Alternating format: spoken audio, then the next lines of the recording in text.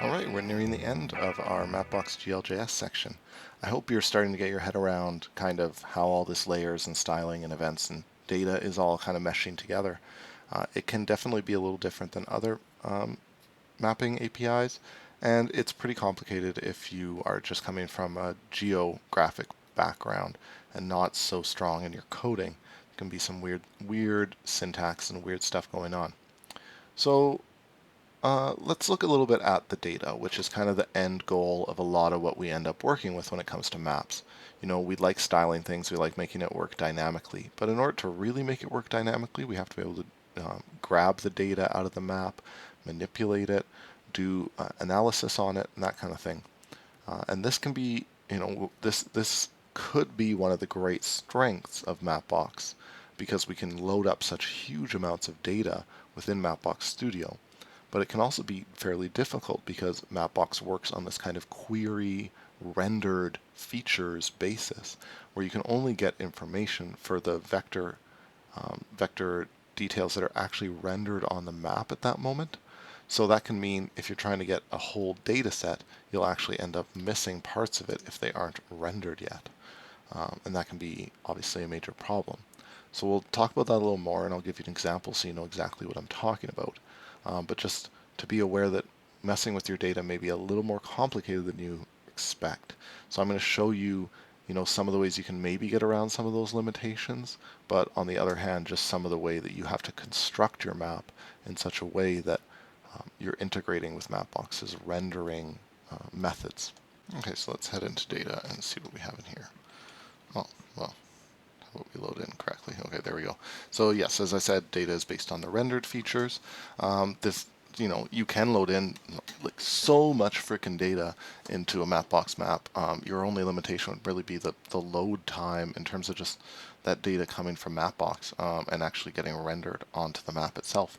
I've worked in a case where I was loading like somewhere like 70 different layers, and of course it took forever. But it was kind of amazing just how much data you can actually get into a Mapbox map. And ultimately, that data is going to be available to you as geographic information, again, where it's rendered. So you can change the data within the map on a particular layer as well. Mapbox allows you to send a new GeoJSON, essentially, and replace that. That's the setData method. There are some kind of buggy elements just because, again, of this rendered thing, and I know I'm emphasizing it so much, but that is just such a central thing about how it's working here. And it can sometimes make things seem a little buggy. For instance, I have been making a map where I need to do this, like basically you get back some information with a polygon, and inside that polygon there's a whole bunch of postal codes, which are also polygons.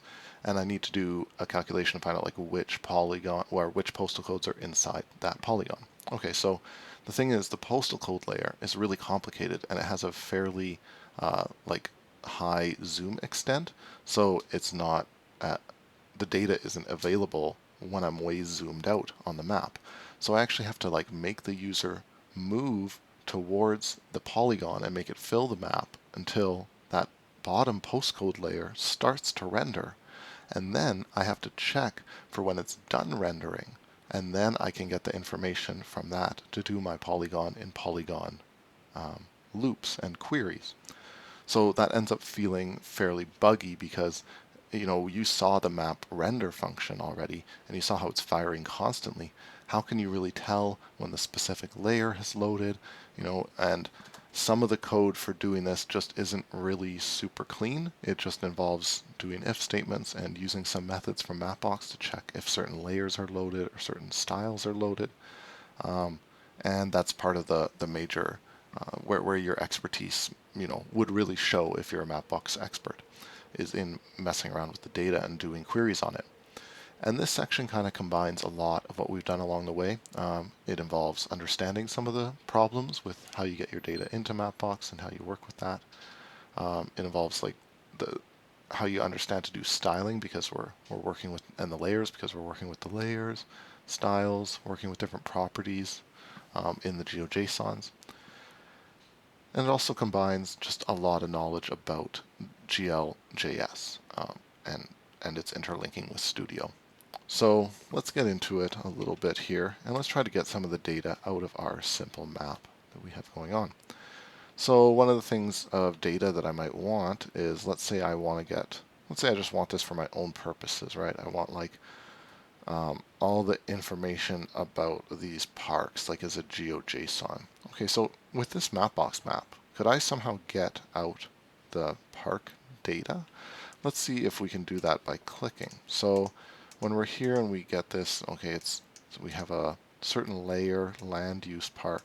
So maybe we can figure out what source that's part of, because we may need to get the source. So let's go in here. We have our feature, properties. Okay, it's part of land use park. So the source is probably, here it is, source Mapbox, source layer land use. Okay, and it may also be part of our composite layer. Okay, so let's go take a look at the methods that are available to us here. So we have our map, we have our map.getLayer. So that returns the layer with the specified ID. Okay, so that may be useful to us. We also have get source. Okay, so that's kind of useful to us, be able to get specific source. Why don't we try getting the Mapbox source? So we'll go ahead and say here our Mapbox source equals map.get source Mapbox, because I think that's what it was called underneath in there, Mapbox. Okay, so let's see if that actually shows anything. Or we may have to just get composite and go with that. There we are. Let's reload. And let's take a look at what we get. Right, click park. And we get this Mapbox thing, dispatcher, there's tiles, there's vector layer IDs. Okay, so these are our layers. So we actually do have this information in here. So to get some of the features, we're not just using queryRenderedFeatures. We're also going to use a different one, which is querySourceFeatures. There it is, just under it. So we can actually then, instead of passing it a geometry, like a point, we can pass it a source ID. Okay, and it will represent features within a specified vector tile or source that specify the query parameters, right?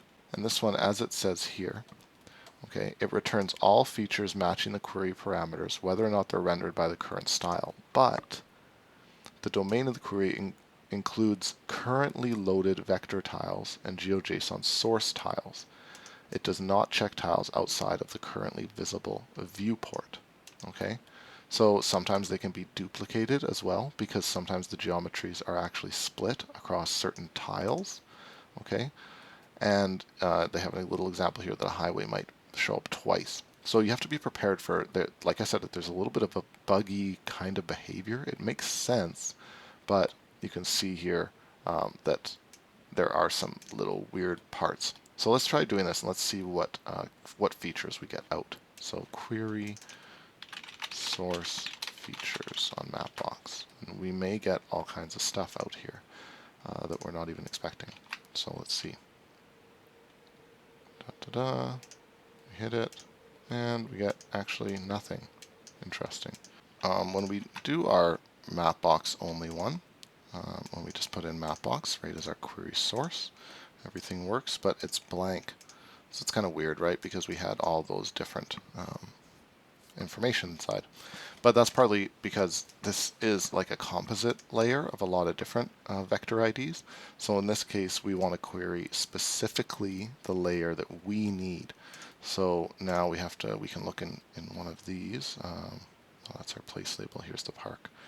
And we can see here that it specifies, okay, the ID of this layer, the source it came from, and the source layer. Okay, so now the source layer is what we need. And if we go back here, we see that it's actually one of the parameters you can pass. Okay, and you can also, there's a filter you can pass to. You can look into that on your own. So here, just as an option, we're going to pass land use as the source layer. All right, let's see what happens when we click. So this time we get 2622 features. That's quite a lot of them. So you have all these different features, and look at them. There's different land use. So there's parks, but there's also parking. There's also grass. So okay, that's not necessarily just what we wanted. That's like maybe all the land use features in this whole area. So maybe that doesn't include like water, or maybe it includes streets, probably not. But you'd have to check to see exactly what is all included in the land use layer. You could probably do that through your style. But in this area, we have, 26, 22. Now let's see if we can just get just the parks. So we actually will be doing a little bit of that filtering I mentioned. So here's the filter. Let's look at how they set it up. This is very similar to those others that we were using. So we can say equals, let's see here. We'll have to have some kind of key and a value. So where is our park? We did have a park around, if I remember. Here it is. So we can maybe make it match type park. That should be easy. So we'll make it a filter, paste that, make that type, and we'll make this park. Okay. Now let's see if we can get just our park data. And probably there's like at least a few hundred that are going to come back. 542. Okay. So now do we just have park types? Yes, we do. That's pretty cool. And now we have all the geometry of them as well, all these coordinates and everything. So that's kind of cool. Now, okay, now that we got the data out, right, and this is an actual base layer in the map, so it's already more complicated than one that you load yourself, where you already know the source. You make the source, so you can easily query it again.